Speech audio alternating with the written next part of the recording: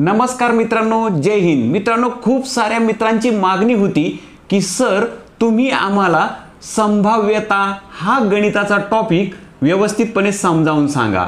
तर मित्रांनो, कोणत्याही उदाहरणामध्ये संभाव्यता जर विचारली असेल तर एकदम सोप्यात सोप्या पद्धतीने तुम्हाला चटकन समजेल अशा पद्धतीने मी तुम्हाला समजावून सांगणार आहे की संभाव्यता कशी काढतात। आणि सर्वात महत्त्वाचं मित्रांनो, संभाव्यता काढताना आपली चूक नेमकी कुठे होते हे देखील मी तुम्हाला समजावून सांगणार आहे। मला खात्री मित्रांनो, आजचा व्हिडिओ देखील तुमच्यासाठी खूप महत्त्वाचा असणार आहे, त्यामुळे व्हिडिओ शेवटपर्यंत पाहायचा मित्रांनो। हा व्हिडिओ पाहिल्यानंतर मित्रांनो, यानंतर तुम्ही संभाव्यता काढताना कधीही चुकणार नाही। म्हणून मित्रांनो, व्हिडिओ शेवटपर्यंत पहा आणि आपला चॅनल तुमच्याकडून सबस्क्राइब करायचं राहून गेला असेल ना, तर चॅनल पहिल्यांदा सबस्क्राइब करून ठेवा, कारण तुम्हाला माहिती आपल्या चॅनलवर गणित एकदम सोप्या पद्धतीने समजावून दिलं जातं, गणिताची भीती राहत नाही। त्यासाठी मित्रांनो, चॅनल पहिल्यांदा सबस्क्राइब करून घ्या, वेळ अजिबात वाया घालवणार नाही। Let get started.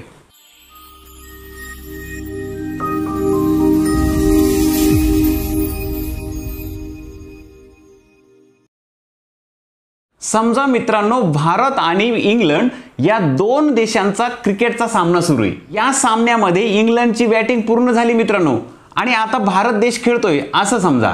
इंग्लंडने केलेल्या बॅटिंगच्या आधारे आणि भारत आता कसा खेळतोय याच्या आधारे आपण हा सामना कोण जिंकेल याचा अंदाज बांधतो। भारताच्या खेळाडूंचा परफॉर्मन्स जर चांगला असेल तर आपण पटकन म्हणतो की 100% आपण हा सामना जिंकणार, बरोबर की नाही? 100% जिंकणार असं म्हणतो, किंवा एखादा म्हणतो नाही नाही 80% जिंकेल, 20% अजून इंग्लंड जिंकू शकतं। तर ही 100% 80% काय आहे? ही आहे मित्रांनो संभाव्यता। म्हणजे आपण एक अंदाज व्यक्त करतो, तसं घडेलच असं नाही मित्रांनो, तसा अंदाज व्यक्त करतो। आता यामध्ये लक्षात घ्या मित्रांनो, हे 100% म्हणजे काय? भारत हा 100% सामना जिंकेल याचा अर्थ काय? 100% तुम्हाला माहिती 100 वरती लिहितो आपण, टक्के जे आहे ते छेदामध्ये असतात, बरोबर की नाही? हे टक्के म्हणजे काय? त्या संख्येचा छेद असतो।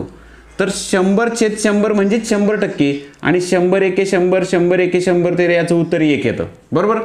पण असं कधी होतं का भारत हा सामना 150% जिंकेल? असं कधी होत नाही। 100%च्या पुढे कधी अंदाज नसतो।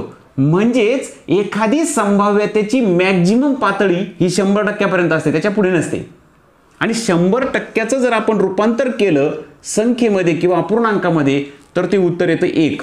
याचा अर्थ संभाव्यता ही कधीही 1 पेक्षा जास्त नसते, 1 असते किंवा 1 पेक्षा कमी असते। उदाहरणार्थ 80%, याचा अर्थ 100% पेक्षा कमी, म्हणजेच आपण हे 80% असे लिहू शकतो, 80/100, आणि मग हा 0 काढला, 2 जर आपण ह्या 8ला भाग दिला, 2 चौक 8 होतील, 2 पंचे 10 होतील, याचा अर्थ 4/5।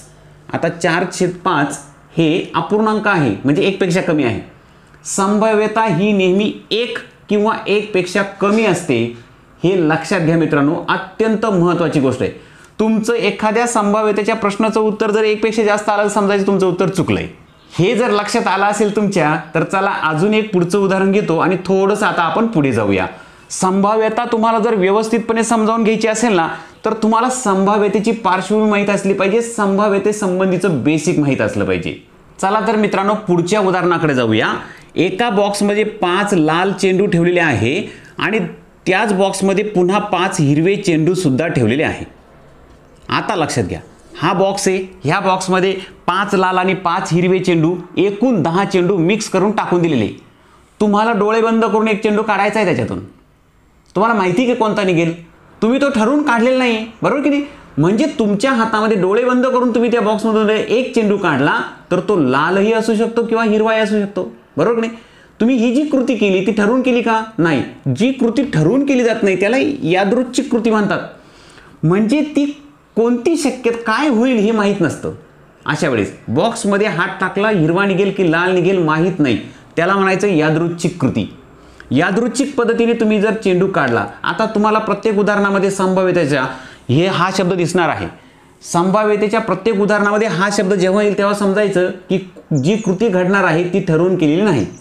तर यादृच्छिक पद्धतीने तुम्ही बॉक्समध्ये हात टाकला आणि एक चेंडू काढला, तो लाल असण्याची शक्यता किती? तुम्ही म्हणाल सर बॉक्समध्ये 5 लाल आहे आणि 5 हिरवे आहे, तुमच्या हातामध्ये जो चेंडू येईल तो लाल असण्याची शक्यता किती, तर तुम्ही म्हणाल 50-50% चान्स आहे दोघांचेही, बरोबर ना. लाल 50% लाल निघू शकतो, 50% हिरवाही निघू शकतो, कारण निम्मे निम्मे चेंडू बॉक्समध्ये टाकले, म्हणजेच त्याला निम्मे निम्मे किंवा अर्धा चान्स आहे, दोघांचाही अर्धा चान्स आहे असं म्हणतो आपण. अर्धी शक्यता आहे, 50% चान्स आहे. मग हे गणिताच्या भाषेत कसं मांडायचं, हे उत्तर तर आपल्याला माहिती आहे. संभाव्यता किती आहे, अर्धी. चेंडू काढल्यानंतर तो लाल असण्याची शक्यता किती आहे, 50% चान्स आहे, म्हणजे अर्धा चान्स आहे, निम्मा चान्स आहे. तर हेच गणिताच्या भाषेत कसं मांडतात, तर त्यासाठी मित्रांनो लक्षात घ्या, तुम्हाला या ठिकाणी दोन अत्यंत महत्त्वाच्या संकल्पना माहीत असल्या पाहिजे. ह्या दोन संकल्पना ज्यालाही कळल्या त्याचं संभाव्यतेच्या संबंधीचं एकही उदाहरण इथून पुढे चुकणार नाही. त्या दोन संकल्पनांमध्ये एक नाव आहे ते म्हणजे एकूण संभाव्यता. बघा, एकूण संभाव्यता, ज्याला एकूण संभाव्यता कळली ना त्याचं अर्ध उदाहरण सुटलंय. आणि दुसरी संकल्पना आहे ती म्हणजे अटीनुसार संभाव्यता. अटीनुसार संभाव्यता. बस ह्या दोन गोष्टी ज्याला कळल्या तो उत्तर लिहू शकला, त्याचं उत्तर कधीही चुकणार नाही. तुम्ही म्हणाले एकूण संभाव्यता आणि अटीनुसार संभाव्यता नेमकं काय. बघा, एकूण संभाव्यता म्हणजे काय की उदाहरणामध्ये तुम्हाला काय सांगितलं, 10 चेंडू बॉक्समध्ये आहे, तुम्ही एकदा हात टाकायचा आणि एकच चेंडू काढायचा आहे. मग हीच कृती तुम्ही किती वेळा करू शकता. चेंडू जर 10 आहे बॉक्समध्ये तर एक चेंडू काढायचा, परत पुन्हा ही कृती किती वेळा करू शकता, 10 वेळा करू शकता की नाही. म्हणजे तुम्ही जी घटना घडणार आहे तुमच्या हाताने, ती घटना किती वेळा होऊ शकते, तर ती 10 वेळा. त्याला म्हणायचं एकूण संभाव्यता. मग तो लाल निघो नाही तर हिरवा निघो, ती कृती तुम्ही किती वेळा करू शकता, तर त्याला म्हणायचं एकूण संभाव्यता. ती घटना किती वेळा घडू शकते, 10 वेळा. आलं लक्षात मित्रांनो. आता अटीनुसार संभाव्यता म्हणजे काय, तर तुम्हाला अट काय घातली आहे की लाल चेंडू निघण्याची संभाव्यता काय, लाल चेंडू काढला पाहिजे, तुमच्या हातात लाल असण्याची शक्यता काय आहे. तर अटीनुसार संभाव्यता म्हणजे काय की लाल किती वेळा निघू शकतो. 10 वेळा तुम्ही ती कृती करू शकता, त्यापैकी 5 वेळा लाल निघू शकतो, बरोबर की नाही.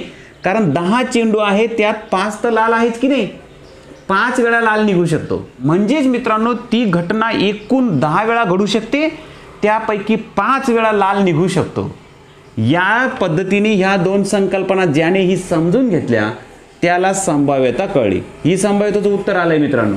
बॉक्समध्ये 10 चेंडू असतील, 5 लाल आणि 5 हिरवे, एक चेंडू यादृच्छिक पद्धतीने तुम्ही काढला तर लाल असण्याची संभाव्यता काय, तर 5/10. आता तुम्ही म्हणाल हे उत्तर कसं काय, तर ज्याही वेळी तुम्ही हे उत्तर मांडता, हा पूर्णांक तयार करता, त्यावेळेस त्या अपूर्णांकाचं अतिसंक्षिप्त रूप द्यायला विसरायचं नाही. अतिसंक्षिप्त रूप म्हणजे काय, अंशाला आणि छेदाला कोणत्या तरी एकाच संख्येने भाग गेला पाहिजे. 5 × 5 = 5 × 2 = 10, म्हणजे संभाव्यता आली 1/2. आता तुम्हाला माहिती मित्रांनो 1/2 म्हणजेच अर्धा, जे आपण उत्तर आधीच सांगितलं होतं बघा, 1/2 म्हणजे अर्धा. पण गणिती भाषेमध्ये आपण ती संभाव्यता इथं मांडली आणि ती शोधली कशी तुमच्या लक्षात आली. मी व्हिडिओच्या सुरुवातीला 2 गोष्टी तुम्हाला समजावून सांगितल्या. त्यातली पहिली महत्त्वाची गोष्ट म्हणजे संभाव्यता ही नेहमी 1 किंवा 1 पेक्षा कमी असते, बरोबर. आणि दुसरी महत्त्वाची गोष्ट म्हणजे तुम्हाला 2 संकल्पना कळल्या पाहिजे, एकूण संभाव्यता आणि अटीनुसार संभाव्यता. या 2 गोष्टी ज्यालाही कळल्या तो यानंतर संभाव्यतेवर आधारित एकही उदाहरण चुकणार नाही. बऱ्याच वेळा अटीनुसार संभाव्यता काढतानाच विद्यार्थी चुकतात. जी चूक आज मी तुम्हाला या व्हिडिओत समजावून देणार आहे मित्रांनो, तुमची ती चूक सुधारून देणार आहे. आजच्या व्हिडिओनंतर तुम्ही एकूण संभाव्यता आणि अटीनुसार संभाव्यता काढताना पुन्हा कधीही चुकणार नाही. हाच फॉर्म्युला आहे मित्रांनो संभाव्यता काढण्यासंबंधीचा. चला आपण आता प्रत्यक्ष उदाहरण घेऊया. ही उदाहरणं घेताना मित्रांनो महत्त्वाचं लक्षात असू द्या, संभाव्यता ही जनरली नाण्यांवर आधारित विचारली जाते. आपले जे नाणे असतात ना, 1 रुपयाचे, 2 रुपयाचे, 3 रुपयाचे, ज्याला छापा आणि काटा असतो, तर छापा आणि काटा संबंधीच्या नाण्यांवर आधारित खूप सारे प्रश्न असतात. बहुतेक प्रश्न नाण्यांवर आधारित असतात.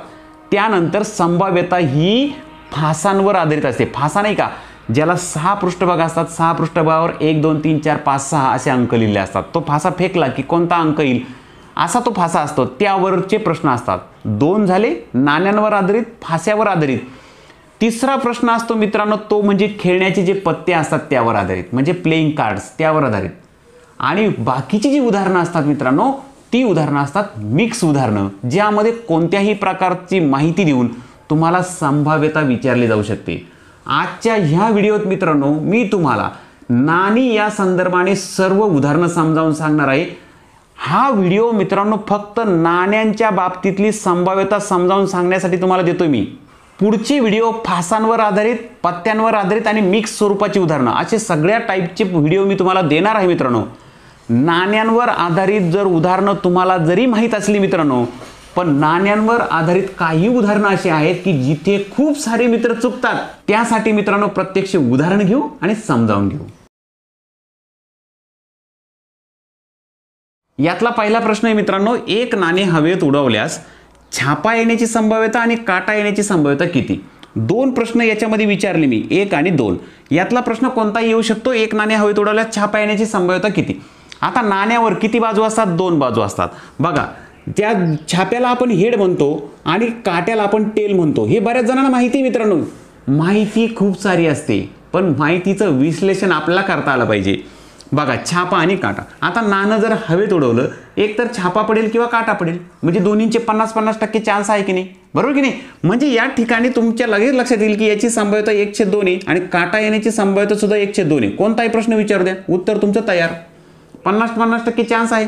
बरं, तसंही नाही कळलं तर तुम्हाला काय करता येईल? बघा, एकूण संभाव्यता मी तुम्हाला सांगितलंय। छेदस्थानी काय? एकूण संभाव्यता। आणि अंशस्थानी काय? अटीनुसार संभाव्यता। एकूण संभाव्यता किती आहे? छापा आणि काटा दोनच बाजू आहे ना, फेकल्यानंतर एक तर छापा येईल किंवा काटा येईल, म्हणजे ती घटना दोनच वेळा घडू शकते। एक तर छापा होऊ शकते किंवा काटा होऊ शकते। छेदस्थानी 2 असणार। छापा येण्याची अटीनुसार काय? छापा येण्याची संभाव्यता किती? छापा हा एकदाच येऊ शकतो मित्रांनो, दोनदा येऊ शकतो का? नाही, म्हणून अटीनुसार संभाव्यता 1। तर छापा येण्याची संभाव्यता 1, काटा येण्याची संभाव्यता सुद्धा 1, म्हणून उत्तर राहील तुमचं 1/2। हा प्रश्न काही जास्त महत्त्वाचा नाही मित्रांनो। खरा महत्त्वाचा प्रश्न आहे तो म्हणजे 2 नाणी, 3 नाणी, 4 नाणी, 10 नाणी हवेत उडवल्यास काय?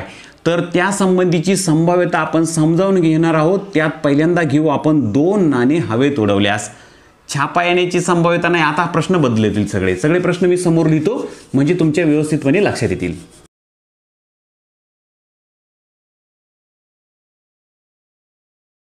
2 नाणे हवेत उडवल्यास दोन्ही नाण्यावर छापा येण्याची संभाव्यता। हे उपप्रश्न घेतले, एकाच वेळी 4 प्रश्न मी तयार करून दाखवले तुम्हाला। 2 नाणे हवेत उडवल्यास दोन्ही नाण्यावर छापा येण्याची संभाव्यता काय? किंवा 2 नाणे हवेत उडवल्यास दोन्ही नाण्यावर काटा येण्याची संभाव्यता काय? कमीत कमी 1 नाण्यावर छापा येण्याची संभाव्यता काय? जास्तीत जास्त 1 छापा येण्याची संभाव्यता काय? किंवा कमीत कमी 1 छापा येण्याची संभाव्यता काय? 4ही प्रश्न आपण समजावून घेणार आहोत मित्रांनो। हा जो 2 नाण्यासंबंधीचा प्रश्न आहे ना, यावर कमीत कमी 15 प्रकारचे प्रश्न येऊ शकतात, परंतु आपल्याला इथं महत्त्वाचं समजावून घ्यायचं आहे जास्तीत जास्तच्या बाबतीत, जिथं सर्वात जास्त विद्यार्थी चुकतात। तर आपण पहिल्या प्रश्नापासून जाऊ। 2 नाणे हवेत उडवल्यास दोन्ही नाण्यावर छापा येण्याची संभाव्यता काय? आता लक्षात घ्या मित्रांनो, हे एक नाणं, हे दुसरं नाणं, याच्यावर जर छापा आला तर याच्यावरही छापा येऊ शकतो। 2 नाणे हवेत एकदा उडवलं हवेमध्ये, पहिल्या नाण्यावर छापा आला, दुसऱ्या नाण्यावर सुद्धा छापा आला, किंवा अजून काय होऊ शकतं?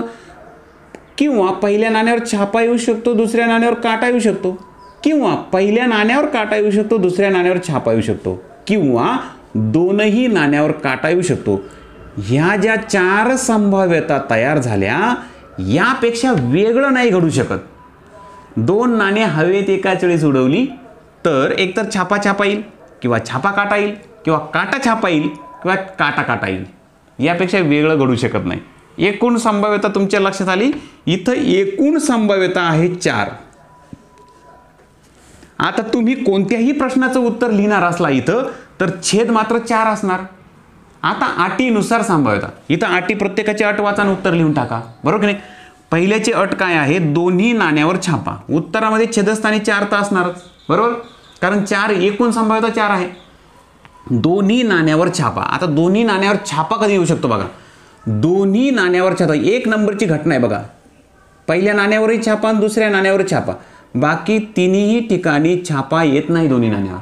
म्हणजे दोन्ही नाण्यावर छापा हा फक्त एकदाच येऊ शकतो। 4 पैकी 4 घटनांपैकी एकदाच दोन्ही नाण्यावर छापा येऊ शकतो। हे झालं मित्रांनो उत्तर 1/4। 2 नाणे हवेत उडवल्यास दोन्ही नाण्यावर छापा येण्याची जी संभाव्यता आहे ती 1/4 आहे। आता त्याच्या पुढे जाऊ। दोन्ही नाण्यावर काटा येण्याची संभाव्यता, बघा काटा फक्त एकदाच येऊ शकतो, मग याचंही उत्तर 1/4च असणार, बरोबर की नाही? तर ही उत्तर एकदा तुमच्या लक्षात आलं ना मित्रांनो, याचं उत्तर कसं तयार करायचं आहे, तुम्ही झटकन याचं उत्तर तयार करणार. खरी गडबड कुठं होते ते लक्षात घ्या मित्रांनो. कमीत कमी एक छापा. बघा इथं काय विचारलं, कमीत कमी एक छापा. कमीत कमी एक छापा म्हणजे जास्तीत जास्त कितीही, हे लक्षात ठेवा सूत्र. कमीत कमी एक छापा म्हणजे जास्तीत जास्त कितीही छापे आले तरी काही अडचण नाही. उदाहरणार्थ मी कमीत कमी एक पोळी खाऊ शकतो, म्हणजे माझं लिमिट येते. कमीत कमी, जास्तीत जास्त किती खाऊ शकतो हे मी सांगितलं नाही. म्हणजेच कमीत कमी एक खाऊ शकतो याचा अर्थ 2 पोळ्या दिल्या तरी मी खाईन, 3 दिल्या तरी खाईन, पण कमीत कमी एक पेक्षा कमी नको. कमीत कमी एक छापा म्हणजे जास्तीत जास्त किती. असं जेव्हा तुम्हाला अट येईल त्याच्या उलट अट सुद्धा चालते, हे लक्षात घ्या. कमीत कमी एक छापा म्हणजे जास्तीत जास्त किती. कमीत कमी एक छापा कुठे आहे बघा, कमीत कमी एक छापा आहे इथं एच, इथं कमीत कमी एक छापा आहे आणि कमीत कमी एक छापा इथं सुद्धा आहे. इथं दोघांवरही छापा जरी असला तर कमीत कमी एक आहे ना, जास्तीत जास्त किती काय त्याच्याशी मतलब नाही आपला. कमीत कमी 1 2 3 म्हणजे 3 ठिकाणी कमीत कमी एक छापा आहे. या ठिकाणी आपण दोघांवर छापा जरी असला तरी सुद्धा तो मोजायचा असतो, हे लक्षात घ्या. म्हणजे याचं उत्तर येईल 3/4. 4 कुठून आला, एकूण संभाव्यता 4 आहे, त्यापैकी 3 ठिकाणी अशी घटना घडू शकते की कमीत कमी एक तर छापा मिळणारच. आता खरी गंमत आहे मित्रांनो ह्या उदाहरणाची, जास्तीत जास्त एक छापा. त्यासाठी मी पुन्हा एकदा थोडी जागा मोकळी करतो आणि व्यवस्थित समजावून देतो. खूप सारे मित्र हा प्रश्न सोडवताना चुकतात. माझा अनुभव आहे मित्रांनो, हा प्रश्न तुमच्याकडून चुकल्याशिवाय राहणार नाही. त्यासाठी हा प्रश्न व्यवस्थित समजून घ्या. जास्तीत जास्तचा अर्थ काय, जसं कमीत कमीच्या उलट जास्तीत जास्त कितीही, तसं जास्तीत जास्तच्या उलट कमीत कमी कितीही, ते कसं ते समजावून घेऊ. 2 नाणे आहे, त्यामध्ये एका नाण्यावर छापा आणि दुसऱ्या नाण्यावर छापा येऊ शकतो, किंवा एका नाण्यावर छापा आणि दुसऱ्या नाण्यावर काटा येऊ शकतो, एका नाण्यावर काटा आणि दुसऱ्यावर छापा येऊ शकतो, किंवा दोन्हीवर काटा येऊ शकतो. अशा ह्या 4 घटना आहे मित्रांनो, बरोबर. ह्या 4 घटना आहे. या 4 घटनांपैकी आपल्याला छेद तर कळला, कोणत्याही संभाव्यतेचं उत्तर 4 असणार, कारण एकूण संभाव्यता 4 आहे. जास्तीत जास्त एक छापा, आता जास्तीत जास्त एक छापा मिळतील अशी संभाव्यता काढा. 2 नाणे हवेत उडवल्यास जास्तीत जास्त एक छापा मिळेल अशी संभाव्यता काढा. आता जास्तीत जास्त एक छापा बघा, जास्तीत जास्त एक छापा कुठे आहे, जास्तीत जास्त एक म्हणजे काय, एक पेक्षा जास्त नको. आलं लक्षात मित्रांनो. जास्तीत जास्त एक, मी जास्तीत जास्त एक गुलाबजामुन खाऊ शकतो, एक पेक्षा जास्त नाही, म्हणजे 2 चालणार नाही. जास्तीत जास्त एक छापा कुठे आहे बघा, इथं आहे, बरोबर. एक छापा आहे. जास्तीत जास्त एक छापा इथं आहे, बरोबर. इथं मात्र 2 छापे, म्हणजे ही अट चालणार, ह्या अटीनुसार हे चालणार नाही, ही घटना चालणार नाही. इथं जास्तीत जास्त एक छापा आहे, जिथं जास्तीत जास्त एक छापा आहे, आणि मग पटकन मुलं ही उत्तर लिहून टाकतात 2/4 आणि बे 2/4 हे उत्तर झालं. हे उत्तर चुकून जातं मित्रांनो तुमचं. कसं बघा, पुन्हा एकदा सांगतो, घटना एकूण संभाव्यता 4 आहे, जास्तीत जास्त एक छापा इथंही आहे, जास्तीत जास्त एक छापा इथंही आहे, इथं मात्र 2 छापे आहे म्हणून हा चालणार नाही. इथं मात्र एकही छापा नाही. जास्तीत जास्त एक छापा म्हणजे कमीत कमी कितीही. जसं इथं कमीत कमी एक छापा म्हणजे जास्तीत जास्त कितीही, हे लक्षात येतं आपल्या. परंतु जास्तीत जास्त एक छापा म्हणजे याच्या उलट कमीत कमी कितीही, हे आपण लक्षात घेतलं पाहिजे. मी जास्तीत जास्त 2 पोळ्या खाऊ शकतो म्हणजे कमीत कमी कितीही खाऊ शकतो. 2 खाऊ शकतो, 1 खाऊ शकतो, नाही दिली तरी चालेल, बरोबर. म्हणजे जास्तीत जास्त एक छापा, इथं जास्तीत जास्त एक छापा, कमीत कमी कितीही, मग छापा नसला तरी चालेल. म्हणून जिथं दोन्हींवर काटा आहे ते सुद्धा पकडावं लागेल मित्रांनो. ही चूक कधीही करू नका, हे पकडायला विसरू नका. हे 2 घेऊन तुम्ही उत्तर लिहिलं तर तुमचं उत्तर चुकणार. तर जास्तीत जास्त एक म्हणजे कमीत कमी कितीही, हे लक्षात राहू द्या मित्रांनो. आणि कमीत कमी एक म्हणजे जास्तीत जास्त कितीही, हे लक्षात राहू द्या. इथं अट आहे ती कमीत कमीची अट आहे, जास्तीत जास्त किती त्याची अट नाही. म्हणजे जास्तीत जास्त किती असू शकतात. इथं जास्तीत जास्त किती ही अट दिली मित्रांनो, कमीत कमी किती त्याची अट नाही. म्हणजे कमीत कमी 0 ही चालतील, बरोबर की नाही? म्हणजे इथं तिघांनाही पकडावं लागेल आणि म्हणून घटना अटीनुसार संभाव्यता होईल 3 आणि एकूण संभाव्यता 4. उत्तर आलं 3/4. आलं लक्षात मित्रांनो? आता हाच प्रश्न कसा बदलून जातो बघा.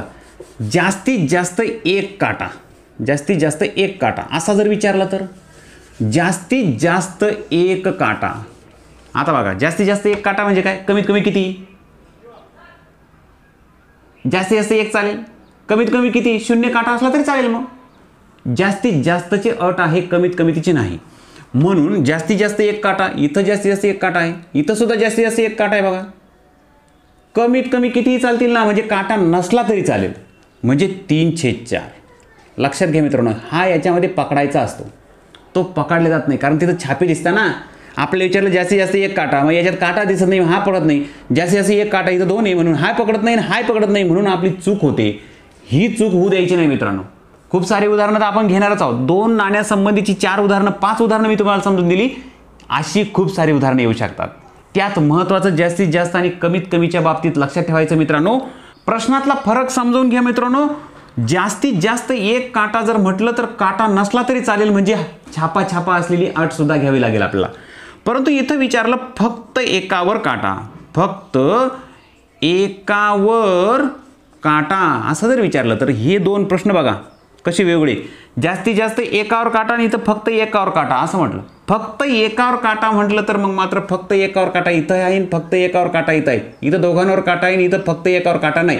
म्हणजे हा आणि हा घ्यायची गरज नाही, हे दोन्ही घ्यावं लागतील. मग मात्र तुमचं 2/4 होईल आणि मग बे 2 4 हे झालं उत्तर. हे 2 जे प्रश्न आहे मित्रांनो, हे प्रश्न आपला खूप मोठा गोंधळ करतात. फक्त एकावर काटा जर म्हटलं तर फक्त एकावर काटा असण्याची अट तर समजते आपल्याला. जास्तीत जास्त एकावर काटा असं म्हटलं तर त्याचं उत्तर कसं सोडायचं ते समजावून घेतलं आपण. अजून पुढचं उदाहरण घेऊया. 2 नाण्याऐवजी 3 नाण्यासंबंधीचं उदाहरण कसं येईल तेही समजावून घेऊ. परंतु इथं महत्त्वाचं आहे मित्रांनो, एकूण संभाव्यता इथं 4 शोधले आपण. 3 नाण्यासंबंधीच्या एकूण संभाव्यता किती असतील ते कसं शोधायचं त्याची एक ट्रिक समजावून देतो. म्हणजे तुम्हाला 10 नाण्यासंबंधीचं जरी आलं तरी तुम्हाला एकूण संभाव्यता क्षणात सांगता येईल. तर चला 3 नाण्यासंबंधीचं उदाहरण घेऊया आपण.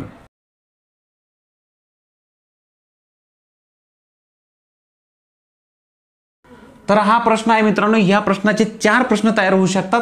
खूप सारे होतील पण महत्त्वाचे 4 मी तुम्हाला समजावून देतोय. 3 नाणे हवेत उडवल्यास 3ही नाण्यावर छापा येण्याची संभाव्यता काय? किंवा 3 नाणे हवेत उडवल्यास 3ही नाण्यावर काटा येण्याची संभाव्यता काय? 3 नाणे हवेत उडवल्यास जास्तीत जास्त 2 नाण्यावर छापा येण्याची संभाव्यता काय? 3 नाणे हवेत उडवल्यास फक्त 2 नाण्यावर छापा येण्याची संभाव्यता काय? याच्या उलट काटा येण्याची संभाव्यता काय? असा प्रश्न येऊ शकतो. छाप्याच्या ऐवजी काटा किंवा काट्याच्या ऐवजी छापा. इथं महत्त्वाचं आपल्याला समजून काय घ्यायचं आहे मित्रांनो, हा प्रश्न सगळ्यात जास्त आपली गडबड करतो. जिथं असा प्रश्न आला की मग मात्र विद्यार्थी ह्या प्रश्नाचं उत्तर चुकण्याचं प्रमाण खूप जास्त असतं. तर मित्रांनो लक्षात घ्या, 3 नाणे असले तर एकूण संभाव्यता कशी काढायची बघा. 1 2 3 आपण प्रत्यक्ष मांडूया, मग त्याची ट्रिक मी सांगतो तुम्हाला. बघा 3 नाणे असले तर पहिल्यावर छापा येऊ शकतो, दुसऱ्यावर छापा येऊ शकतो, तिसऱ्यावर छापा येऊ शकतो. किंवा पहिल्यावर छापा दुसऱ्यावर सुद्धा छापा येऊ शकतो, तिसऱ्यावर काटा येऊ शकतो. किंवा पहिल्यावर छापा दुसऱ्यावर काटा आणि तिसऱ्यावर छापा येऊ शकतो. किंवा पहिल्यावर काटा दुसऱ्यावर छापा आणि तिसऱ्यावर छापा येऊ शकतो. असे हे छाप्यासंबंधी 4 संभाव्यता होऊ शकतात. काट्यासंबंधी तिघांवरही काटा येऊ शकतो. किंवा पहिल्यावर काटा दुसऱ्यावर काटा तिसऱ्यावर छापा येऊ शकतो. पहिल्यावर काटा दुसऱ्यावर छापा तिसऱ्यावर काटा येऊ शकतो. किंवा पहिल्यावर छापा दुसऱ्यावर काटा आणि तिसऱ्यावर काटा असं होऊ शकतो. यापेक्षा वेगळी घटना होऊ शकणार नाही. तर ह्या घटना आहे 1 2 3 4 5 6 7 8. एकूण घटना आहे 8. म्हणजे तुम्हाला लक्षात आलं एकूण संभाव्यता 8 आहे. या प्रत्येकाच्या छेदामध्ये 8 हे उत्तर असणार. पण मित्रांनो इथं आपल्या हे शोधावं का लागलं, कारण आपल्याला स्पेसिफिक विचारलं. 3ही नाण्यावर छापा येण्याची संभाव्यता काय? छेदस्थानी 8 असणार. छापा फक्त एकदाच येऊ शकतो बघा. म्हणजे ही संभाव्यता फक्त एकदाच आहे. अटीनुसार संभाव्यता 1 आहे म्हणून 1/8 हे उत्तर झालं. सेम याचाही तसंच असणार. छापा आणि काटा. काटा विचारला 3ही नाण्यावर काटा तर तोही एकदाच येऊ शकतो, जो इथं दिसतोय बघा टी बरोबर, टेल. तर अशा पद्धतीने मित्रांनो आता खरी गडबड कुठे आहे मित्रांनो, ती आहे जास्तीत जास्त 2 नाण्यावर छापा. जास्तीत जास्त 2 नाण्यावर छापा म्हणजे कमीत कमी किती? इथं मित्रांनो लक्षातच ठेवायचं. जास्तीत जास्त विचारलं तर कमीत कमी किती आणि कमीत कमी विचारलं तर जास्तीत जास्त किती हे डोक्यातच ठेवायचं. जास्तीत जास्त 2 नाण्यावर छापा म्हणजे कमीत कमी किती. एकावरही चालेल आणि शून्यावरही चालेल. 2 नाण्यावर छापा. बघा इथं 2 नाण्यावर छापा आहे म्हणजे ही एक चालेल. इथं 2 नाण्यावर छापा हेही चालेल. इथं 2 नाण्यावर छापा दिसतो हेही चालेल. इथं छापाच नाही म्हणजे कमीत कमी इथं मित्रांनो छापाच नाही म्हणजे शून्य छापा. शून्य छापा सुद्धा चालेल ना. जास्तीत जास्त 2, कमीत कमी किती शून्य असलं तरी चालेल. शून्य छापा इथं म्हणजे हा सुद्धा चालेल. हेच मोजायचं आपल्याकडून विसरून जातं. आपल्याला छाप्याची अट विचारली इथं दिलंय सगळे काटे काटे काटे टेल टेल टेल, मग आपण हे मोजतच नाही. तर शून्य छापे सुद्धा चालतील म्हणजे सर्व काटे सुद्धा चालतील. आणि खाली मात्र प्रत्येक ठिकाणी एक आहे. जास्तीत जास्त 2 ना, तर कमीत कमी 1 चालेल ना. हा 1 आहे तर 1 चालेल. हा इथं 1 आहे, हा 1 आहे म्हणजे हे सर्व चालतील. याचा अर्थ फक्त हा 1 चालणार नाही, जास्तीत जास्त 2, 3 नको. म्हणून इथं 8 पैकी 1 संभाव्यता काढली तर 7/8 हे झालं तुमचं उत्तर. आणि फक्त 2 नाण्यावर छापा असं जर विचारलं, फक्त 2 नाण्यावर छापा. इथं मात्र फक्त 2 नाण्यावर आहे. इथंही फक्त 2 नाण्यावर आहे. इथंही फक्त 2 नाण्यावर आहे. या 3च संभाव्यता आहे मित्रांनो. म्हणून 3/8 हे झालं उत्तर. बाकी कुठेही 2 नाण्यावर नाही. फक्त शब्द वापरला इथं जास्तीत जास्त शब्द वापरला. कमीत कमी विचारलं तर मग तशा पद्धतीने तुम्ही उत्तर सोडवायचं. इथं महत्त्वाचं लक्षात घ्या मित्रांनो, एकूण संभाव्यता इथं 8 आहे. या कशा शोधल्या आपण. एक नाणं जर असेल तर त्याला 2 बाजू असतात, त्याचा घातांक 1 करा म्हणजे त्याच्या एकूण संभाव्यता 2 होतील. लक्षात घ्या मित्रांनो, हे एकूण संभाव्यतेच्या बाबतीत सांगतोय मी. एकूण संभाव्यता इकडे लिहितोय बघा मी. 2 नाणे असतील तर त्याचा वर्ग करा. बरोबर, 2 नाणं त्याचा वर्ग करा म्हणजे त्याच्या संभाव्यता 2 आहे. 2 बाजू आहे त्याचा वर्ग करा. 2 बाजूचा वर्ग म्हणून 2चा वर्ग एकूण संभाव्यता 4 झाल्या. 2 नाणे जर एकाच वेळेस हवेत फेकली तर 4 संभाव्यता असतात एकूण. 3 नाण्याच्या बाबतीत 8 आल्या ना, म्हणजे याचा अर्थ नाण्याला 2 बाजू असतात, त्याचा घातांक 3 करा. बरोबर, 3 नाणे म्हणून 3 घातांक करा. तर घातांक 3 केला की उत्तर 8 येईल. समजा 4 नाणे असले तर 2चा घातांक 4 करा म्हणजे 8 दुणे 16 उत्तर येईल. बरोबर, 2चा घातांक 10 केला तर 1024 उत्तर येईल मित्रांनो. अशा पद्धतीने तुम्ही एकूण संभाव्यता नाण्याच्या बाबतीत अशा पद्धतीने काढू शकता घातांक करून. 10 नाणे असतील तर 2चा घातांक तेवढा करा, 10 करा. 7 नाणे असेल तर 2चा 7वा घात करा. 4 नाण्याच्या बाबतीत मित्रांनो, 4 नाणे हवेत उडवल्यास सर्वांवर छापा येण्याची शक्यता फक्त एकदाच असते. बरोबर की नाही. म्हणजे अटीनुसार संभाव्यता 1 आहे हे लक्षात आलं तुमच्या. परंतु एकूण संभाव्यता किती तर मी तुम्हाला सांगितलंय 2चा 4था घात. 4 नाणे आहे, 2चा 4था घात करा. याचं उत्तर आलं 16 म्हणजे इथं 16 येऊ शकतं. तर सर्वांवर छापा येण्याची जी संभाव्यता आहे ती 1/16. सर्वांवर काटा 1/16 येईल. बरोबर की नाही. काटा सर्वांवर एकदाच येऊ शकतो. जास्तीत जास्त 3 वर छापा. लक्षात घ्या मित्रांनो, जास्तीत जास्त 3 वर छापा. 4 वर छापा येऊ शकतो. बरोबर की नाही. 4 वर छापा एकदाच येऊ शकतो. उरलेले सर्व चालतील ना आपल्याला. जास्तीत जास्त 3 वर म्हणजे जास्तीत जास्त 3 चालतील, 2ही चालतील, 1ही चालेल आणि 0ही चालेल. याचा अर्थ एकूण संभाव्यता जर 16 असतील तर सर्व 4 वर छापा येऊ शकतो, ते एकदाच घडू शकतं. म्हणजे उरले 15 ते इथं घ्यावं लागतील. ही झाली ट्रिक मित्रांनो. हे 15 कसे आले आपण एकूण संभाव्यता तर प्रत्यक्ष तपासून पाहिलं नाही तरी सुद्धा 15/16 हे उत्तर आलं. पुन्हा एकदा लक्षात घ्या मित्रांनो, जास्तीत जास्त 3 वर छापा ना म्हणजे 4 वर चालणार नाही. 4 वर छापा हा फक्त एकदाच येऊ शकतो. बरोबर की नाही. 4ही वर छापा एकदाच येऊ शकतो की नाही. मग तो एकदा काढून टाका, उरले 15. 16 पैकी हा एकदा काढून टाका, उरले 15. मग आता 15चे 15 घ्यायचे का तर हो, कारण जास्तीत जास्त 3 वर छापा म्हणजे कमीत कमी कितीही 2ही चालतील, 1ही चालेल, 0ही चालेल म्हणजे उरलेले सर्व घ्यावे लागतील. तर 15/16 असं याचं उत्तर असणार मित्रांनो. 4 नाणे हवेत उडवल्यासंबंधीचं उदाहरण अशा पद्धतीने येऊ शकतं जिथं तुम्हाला डायरेक्ट ट्रिकचा उपयोग करायचा. प्रत्यक्ष 16ची 16 संभाव्यता मांडून त्यातून चेक करायची शक्यता खूप कमी आहे मित्रांनो. अशी करायची गरज पडणार नाही. पण 2 नाणे हवेत उडवल्यास किंवा 3 नाणे हवेत उडवल्यास या संबंधीचे प्रश्न तुम्हाला खूप सारे येऊ शकतात. यामध्ये मित्रांनो तुम्हाला 4 नाण्यांऐवजी आला 10 नाण्यांसंबंधी. 10 नाणे हवेत उडवल्यास सर्वांवर छापा येण्याची किंवा सर्वांवर काटा येण्याची संभाव्यता काय तर हे कसं काढणार. मग तुम्ही 10 नाण्यांच्या संबंधित सगळ्या संभाव्यता लिहायच्या का तर अजिबात नाही मित्रांनो. काय करणार तुम्ही, नाण्यांची संभाव्यता एकूण संभाव्यता तुम्हाला माहित पाहिजे. एकूण संभाव्यता काढताना 2चा 10वा घात करा म्हणजे 2 × 2 × 2 हे किती वेळा करायचे 10 वेळा. तर त्याचं उत्तर तुम्हाला 1024 मिळून जाईल मित्रांनो. बरोबर, म्हणजे तुम्हाला सर्वांवर छापा काढण्याची येण्याची जी संभाव्यता आहे त्यामध्ये 1024 हे छेदस्थानी तर मिळणारच आहे. आता 10 नाणे हवेत उडवले, त्या सर्वांवर एकाच वेळी छापा कधी येऊ शकतो? एकदाच फक्त. तर याचा अंश 1 होईल आणि सर्वांवर काटा या संबंधीचं सुद्धा 1024 छेदामध्ये आणि अंशामध्ये 1. अशा पद्धतीने मित्रांनो तुम्हाला याचं उत्तर ट्रिकने काढता येतं. इथं जर तुम्हाला तिसरा प्रश्न विचारला, जास्तीत जास्त 9 काटा येण्याची संभाव्यता काढा. जास्तीत जास्त 9. आता तुम्हाला एक माहिती आहे काय, 10च्या 10वर काटा हा एकदाच येऊ शकतो. मग जास्तीत जास्त 9 काटा इथं तुमच्या लक्षात आलाय मित्रांनो का 10च्या 10वर एकाच वेळेस काटा हा एकदा येऊ शकतो. म्हणजे 1024 पैकी एकदा सर्वांवर काटा येईल. इथं मात्र जास्तीत जास्त 9 वर विचारला, म्हणजे 9, 8, 7, 6, 5, 4, 3, 2, 1, 0 सर्व चालतील खालचे. जास्तीत जास्त विचारलं ना, मग कमीत कमी सर्वांवर कमीत कमी कितीही काटे येऊ द्या, 9 वर मात्र आले पाहिजे. म्हणजे 1024 मध्ये 10वर काटा येण्याची जी संभाव्यता आहे ती काढून टाका. एकदाच आहे ती, म्हणून 1024 मधून 1 काढून टाकला 1023. अशा पद्धतीने तुम्हाला हे उत्तर मिळून जातं मित्रांनो. नाण्यांसंबंधीची संभाव्यता समजावून देण्यासाठी मित्रांनो हा व्हिडिओ मी तुम्हाला दिला. यामध्ये अत्यंत महत्त्वाची जी गोष्ट होती जास्तीत जास्त संबंधीची ही तुम्हाला समजावून दिली मित्रांनो. मला खात्री मित्रांनो, नाण्यांसंबंधी जीही संभाव्यतेचे प्रश्न येतील ते यानंतर तुमचे कधीही चुकणार नाही. खूप सारे प्रश्न आहे, सर्वचे सर्व प्रश्न या ठिकाणी घेणं काही शक्य होणार नाही. तर तुम्हाला नाण्यांसंबंधी संभाव्यता विचारणारे काही प्रश्न जर अडलेले असतील अजूनही, तर ह्या व्हिडिओच्या खाली कमेंट बॉक्समध्ये लिहायला विसरू नका. तुम्हाला यानंतरचा व्हिडिओ देणार आहे मित्रांनो मी तुम्हाला फासांसंबंधीचा, पत्त्यांच्या संबंधी संभाव्यता विचारण्यासंबंधीचा ही व्हिडिओ तुम्हाला देईल मित्रांनो. त्यानंतर मिक्स स्वरूपाची जी उदाहरणं असतात संभाव्यतेशी संबंधित त्या संबंधीचा व्हिडिओ सुद्धा तुम्हाला देईल. या संभाव्यता या प्रकरणावर आधारित मी एकूण तुम्हाला कमीत कमी 4 व्हिडिओ देणार आहे.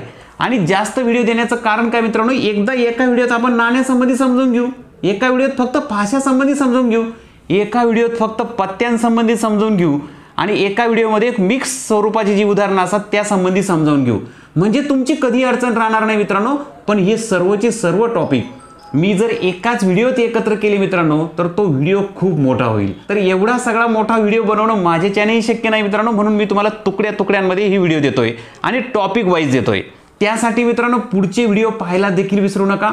नाण्यांसंबंधी संभाव्यतेवर आधारित तुमचा काही प्रश्न आलेला असेल तर तो आपल्या कमेंट बॉक्समध्ये लिहायला विसरू नका. त्याचं उत्तर मी तुम्हाला नक्की देईन. संभाव्यतेसंबंधी तुमची काही अडचण असेल किंवा तुम्हाला हा व्हिडिओ कसा वाटला यासंबंधी प्रतिक्रिया द्यायची असेल तर आपल्या व्हिडिओच्या खाली तुमची प्रतिक्रिया लिहायला विसरू नका मित्रांनो. पुढचे व्हिडिओ तुम्हाला हवे आहेत की नाही त्यासंबंधी देखील मित्रांनो मला कमेंट बॉक्समध्ये नक्की कळवा. व्हिडिओ पाहिल्यानंतर मित्रांनो आपला व्हिडिओ जर तुम्हाला आवडला असेल तर आपला व्हिडिओ लाईक करायला विसरू नका. चॅनल सबस्क्राईब करायचं राहून गेला असेल मित्रांनो तर चॅनल नक्की सबस्क्राईब करून ठेवा. म्हणजे पुढे मी तुम्हाला व्हिडिओ दिला की तो तुम्हाला लगेच पाहायला मिळेल. तर लाईक सबस्क्राईब नक्की करा मित्रांनो. आणि आपल्या ह्या व्हिडिओची तुमच्या मित्रांना गरज असेल तर तुमच्या किमान 5 मित्रांना हा व्हिडिओ शेअर करायला विसरू नका, ज्यामुळे आपल्या चॅनलला सपोर्ट देखील होईल. तर चला मित्रांनो भेटूया पुढच्या व्हिडिओमध्ये, जो व्हिडिओ संभाव्यतेच्या संबंधीचा फासांवर आधारित असणार आहे. तर फासांवर आधारित असणाऱ्या व्हिडिओमध्ये लवकरच भेटूया. तोपर्यंत बाय बाय, जय हिंद.